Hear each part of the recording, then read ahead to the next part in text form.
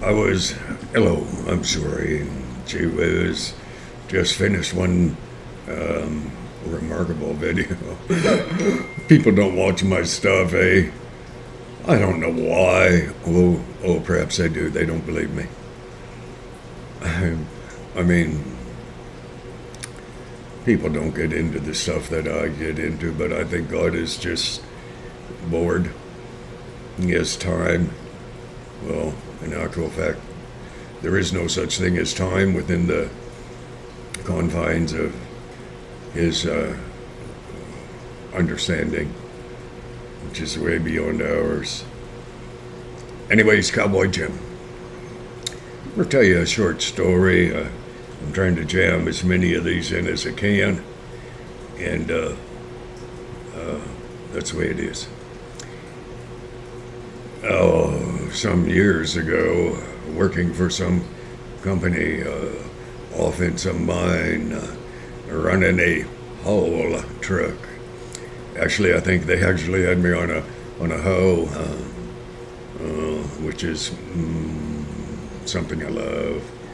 And I was just scratching boxes. I don't care.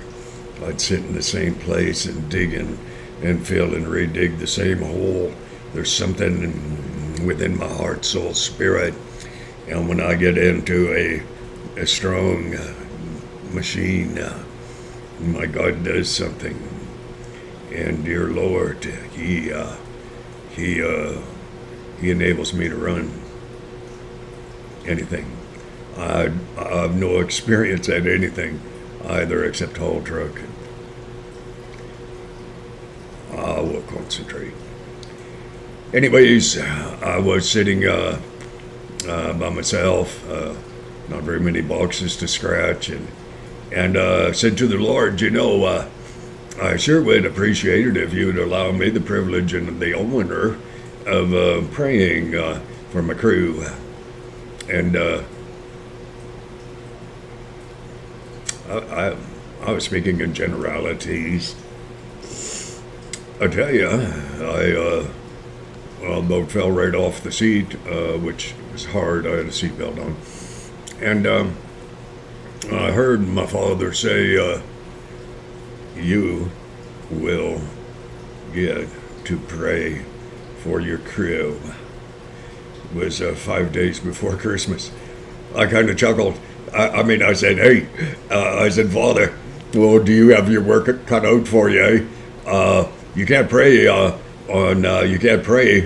nowadays at work. I mean, it's shall we say, somewhat surprising, given we live in a country that purports to walk in freedom. And I said, listen, you are serious? And he said, yes. I said, well, you and I have a lot of work to do, you more than I. I said, I'm only going to get one kick at this cat. P.S. I don't like cats. I really don't like house cats, and I've been attacked by a big mountain lion, and I really didn't like it. And hey, I'm back. The Lord and I spent the next 3 days going over, it was Christmas time, going over what a man inspired by God through the unction of the Holy Spirit, saving grace of Jesus Christ, would occasion to say were he to have an opportunity. And I have learned, many years ago, I learned, don't ever dare doubt what God says in my heart, my soul, my spirit. If I do, I'll walk in that failure. And I didn't say anything to anyone. I was riding with a brother. He used to like me back then. And he was giving me a ride over to my hoe in a really big haul truck. And I was looking at all the controls. I thought, not ever going to drive one of these things. A bit too complicated. And over the radio, a wonderful man. Oh, a wonderful man. He came on the radio and he said, in general terms, he said, I sure wished I could get Jim to read the Christmas story. This was the Tuesday before Christmas, whatever year it happened to be, and all that crap. And he said, I just love his voice. And I thought, oh my. I looked at that guy sitting, he's driving. I don't usually like riding with people, but too many controls, crap like that. I looked at him and we looked at each other and fortunately stayed on the road, and he said, what do you think of that? I said, well, I think it was 3 days ago God told me he was going to give me an opportunity to pray for the crew, and he looked at me and he believed me because he knows me. And anyways, I grabbed the radio and I said, brother, I said, I'd be glad he said, read. I can read, but I actually prefer to put my own inflection, shall we say, hard interpretation on what I'm trying to do. And I said, I would be honored to do that Christmas story. He had no idea. He said, you think you can do it? And I thought, geez, I can take 22 minutes just to say good morning. That's even without a coffee. And I said, pretty sure. He said, well, this is your last night. He said, if you're going to do it, you're going to do it. And I said, I sure would like to do it.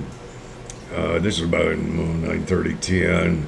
I got to my backhoe, nice little hoe, small, but oh dear Lord, my God taught me how to scratch boxes and other things like that. And I was kind of working away in my mind because there were no stupid trucks for me to work on. Anyways, first break came 11.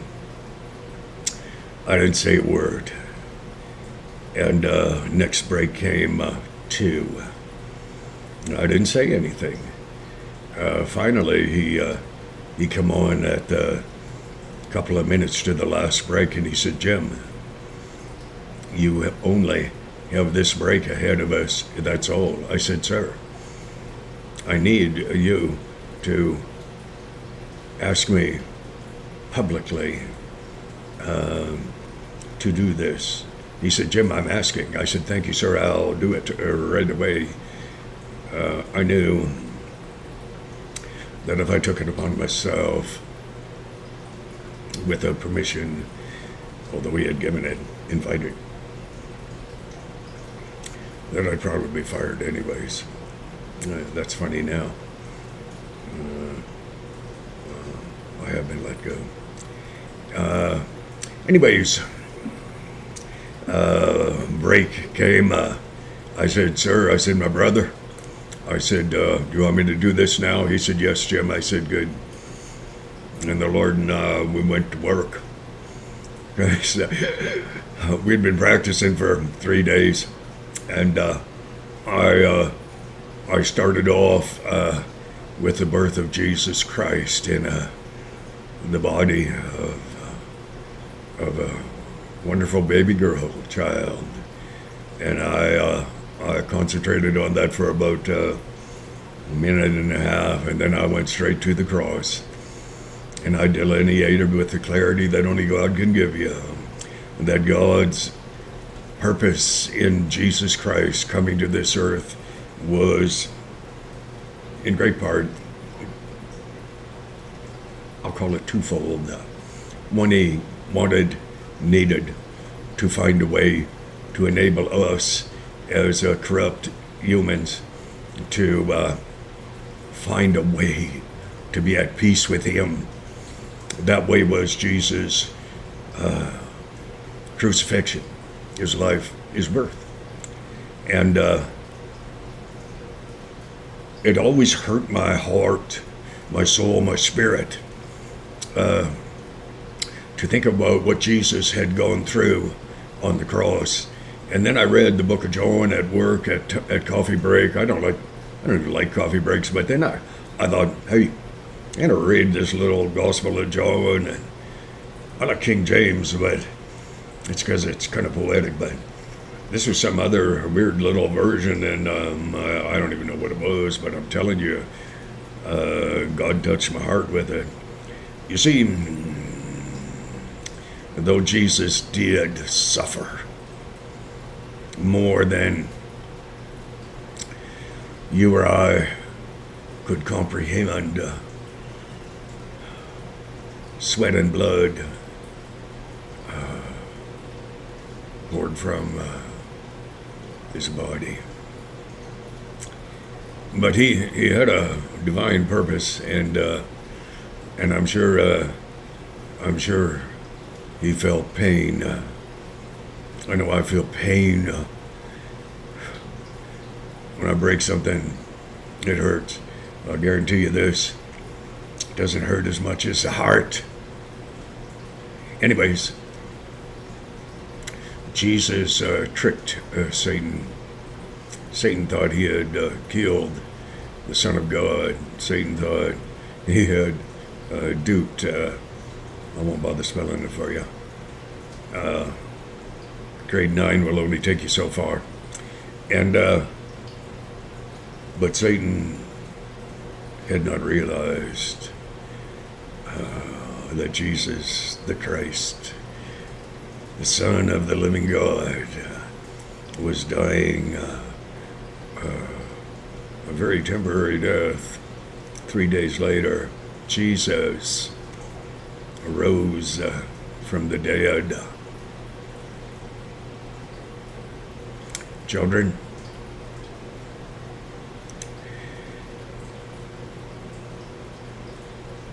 there are places in the New Testament where they speak of scribes, Pharisees, etc., being whitewashed sepulchres, clean on the outside, corrupt on the inside.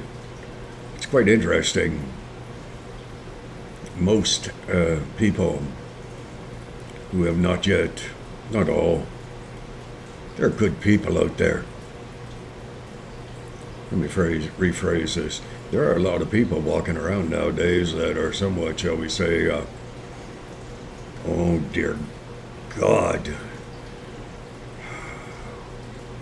I may well be in trouble, who are very much likened unto, shall we say, a whitewashed sepulchre, clean on the outside, corrupt on the inside, rot, decay. Children, if you want to change that, oh, I'm not saying, hey, oh, could be a chance, eh? You might feel like that. A whitewashed sepulcher. It's like a mausoleum. It's where dead bodies decompose until they can get buried. If you live in the north, hey, you're not going to dig at 50 below zero, especially with your shirt off. Anyways, there is but one way that you can take and clean, not the outside. The outside's pretty easy to clean. I thought I'd let my hair down today, so I ran a brush through it. Oh, gee, not a good idea.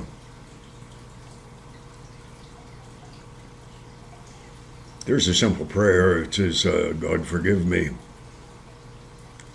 I accept that Jesus Christ took my place on the cross, took my sin, yours incidentally if you choose, upon himself. And he died carrying, well, I hope you'll agree with me, our sin. He took that to the grave. He rose from the dead and brought new life to you and I. Third sentence, God, I'm sorry.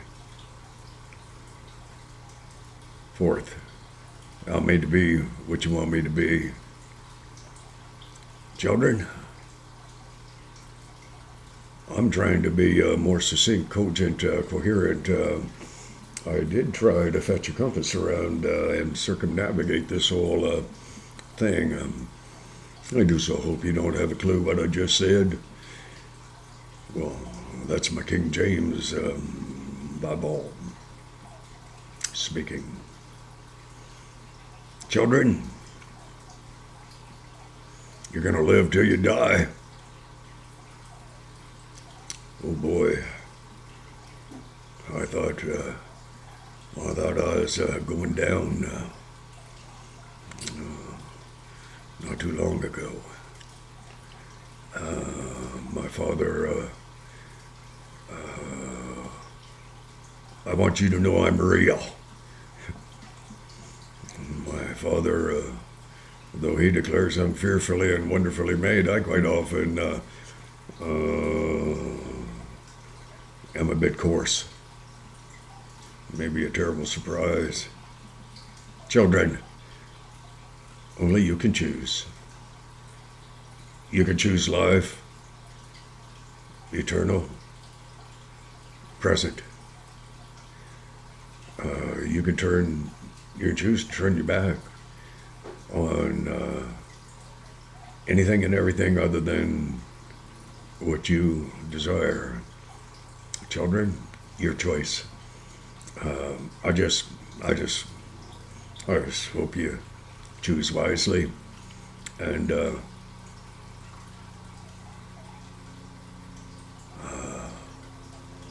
God bless you. God bless you. If I could never learn how to post these things, I'm telling you, oh, I'd have a lot more online. I do know how to shut it down, evidently, so you have a good day. You are going to live until you die.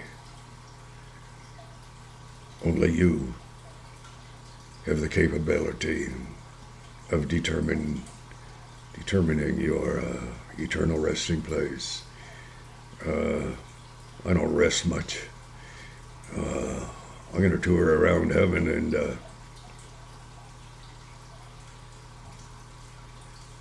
God bless.